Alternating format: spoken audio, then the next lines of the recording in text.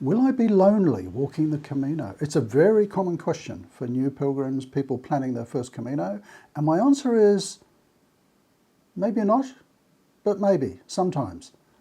Answer's coming right up.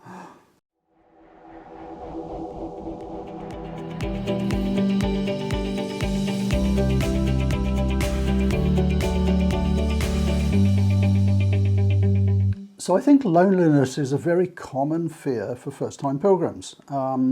Let's talk about the Camino Frances for a moment. That's the most common route that first-time pilgrims walk. The idea of hiking 800 kilometers, or wherever you're starting from, might be 100 kilometers from Syria. But the idea of hiking on your own, if you've never done things like that, can be extremely daunting. And you think, whoa, I'm going to be on my own, I'm going to get so lonely. There's a number of different aspects to this, and it might not be quite what you think. So let me first apologize. It's going to be a bit of a ramble, but I want to cover this topic of loneliness from a couple of different angles, and it might surprise you, okay? So I think what people worry about the most is that I'm going to turn up at my start point, and I'm assuming you're going on your own. It's a totally different kettle of fish if you're going with somebody. I'll talk about that as well. But you're going to turn up at your start point on your own, and you're going to start walking, and you're imagining that, oh no, I'm going to be so lonely. I could be out there and not meet other people, or how will I interact with other people? Let me put your mind at rest. Walking the Camino, it's not like you're walking with strangers. I know it sounds weird, but you're going to meet a lot of really nice people. Can I say this on video? I've said it online a few times, but you tend not to meet dickheads on the Camino. Most of the people you meet are really nice. And so, for example, if you were starting the Camino Frances from Saint-Jean, depending on the time of year, you could be meeting 200 or 300 people. Not all 200 or 300, but there could be 200 or 300 people starting out the same day as you, and you're going to be bumping into people all the time. And people are very friendly, and they're saying, hi, where are you from? What's your name?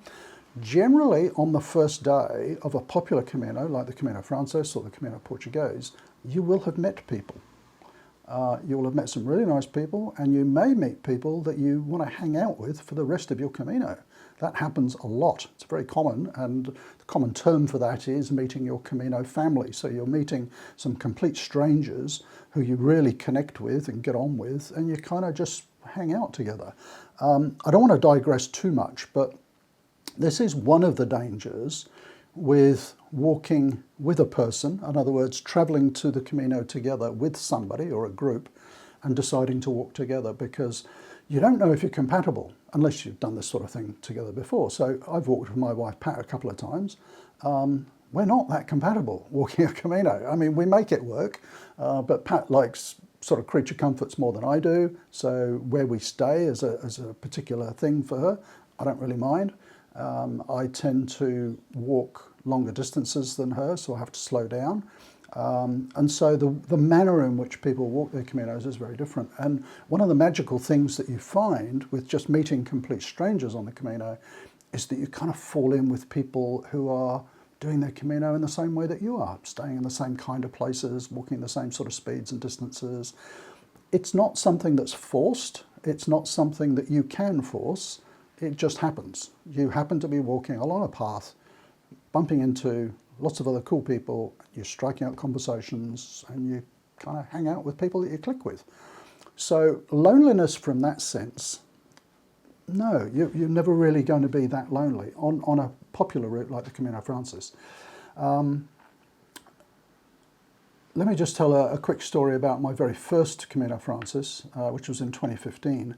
And I was like a kid at Christmas. I just couldn't believe it. I was chatting to all these people walking up the hill out of Saint-Jean. I broke the first day into 2 days.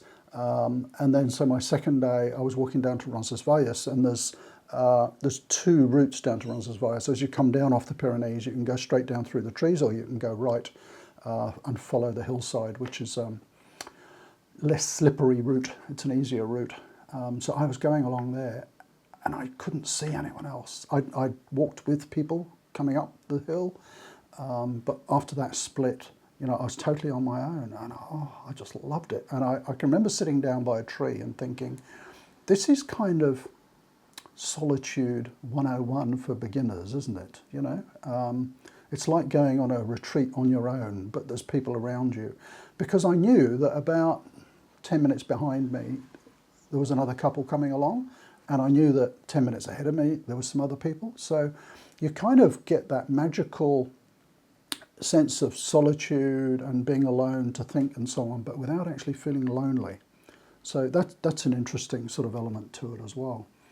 The other reason why you're not going to feel so lonely on a Camino like the Francis or the Portuguese or the Ingles or the Norte probably, is there's some really good infrastructure there. So you're bumping into that infrastructure all the time, cafes and hostels and things like that who are catering for pilgrims. So, you know, that infrastructure is very supportive. So you're kind of not feeling that isolated and alone.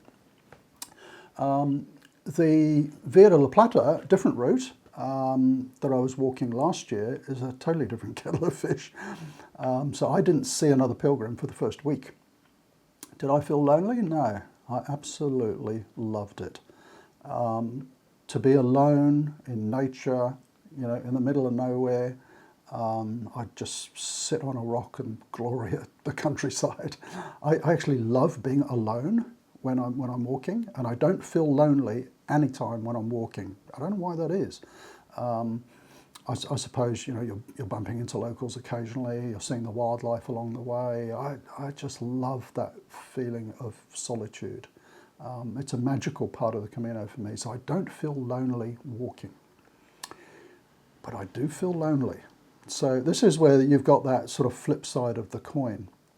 When do I feel lonely?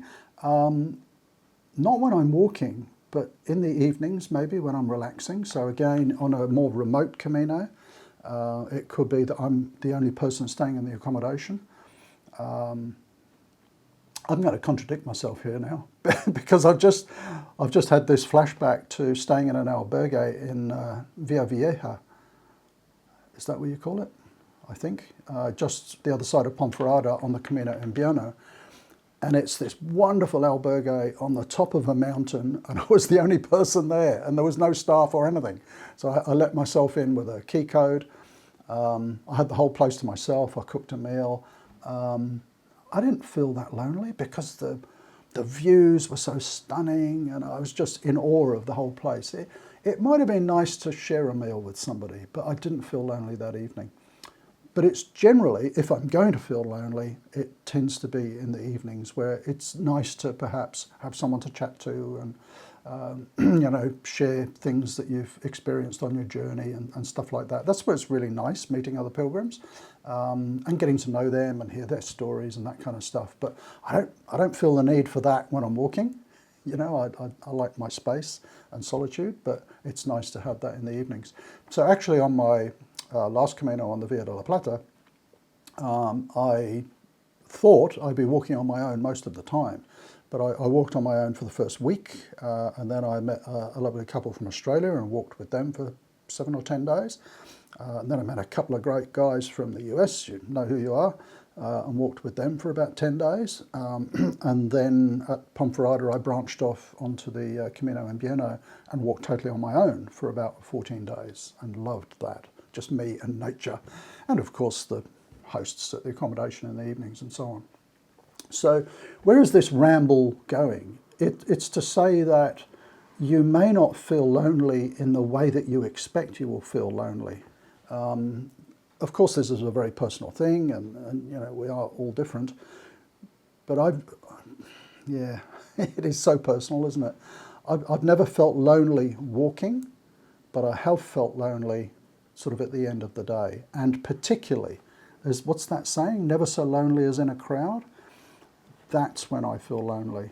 And again, maybe this is the way my brain ticks, but you know, if suddenly I'm staying in an albergue and there's 10 other people there, and they've all been walking together for the last 3 weeks and I've never met any of them, that can be quite lonely because you feel like an outsider. I mean, you know, who knows how these things transpire? You know, you'll probably end up chatting with them and get invited into the group and things like that anyway. But that kind of thing can feel very lonely, where there's, you know, lots of activity going on and you're not part of it. I think I mentioned once before, I had that happen on my very first Camino, where I'd been walking with a couple of sort of Camino families, really nice people, and someone in one of those groups had said, oh, let's all catch up for dinner when we get to a certain city. And I thought, yeah, that's a great idea. And when I got to dinner, there was like 60 people there, about a dozen of whom I knew, but I was just overwhelmed by it all. And yeah, this party atmosphere and just, yeah, didn't feel part of it at all. Maybe that's just an issue that I have, but I found that an extremely lonely experience, and actually ducked out and met a couple of friends down the road and had dinner with them. So I guess what I'm sharing is that there's different types of loneliness that you could experience, but it might not be the one that you're fearing most. You know, walking on one of the more popular routes, like the Camino Frances, the Camino Portuguese, the Ingles, the Norte, wherever, you're going to meet people every day walking, and you're going to meet really nice people and connect with them. You know, you're probably going to meet people that you'll catch up with for dinner. I don't think I ever felt lonely on that first Camino, other than that huge dinner, which I really didn't feel sort of part of at all. Other than that, no, I don't think I did. I loved walking alone. That's probably why I enjoy the more remote routes these days, because I enjoy that sort of solitude in nature. So let me have a look at my notes. Yeah, that was a bit of a ramble. Apologies for that, but hopefully you kind of get a sense of it.